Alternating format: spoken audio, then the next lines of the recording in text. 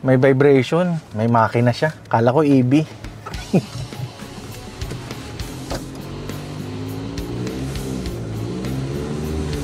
Gusto mo mag-drive.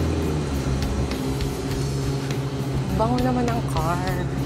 Naka-leather seat. Lakas ah. Maluwag siya. Parang diesel.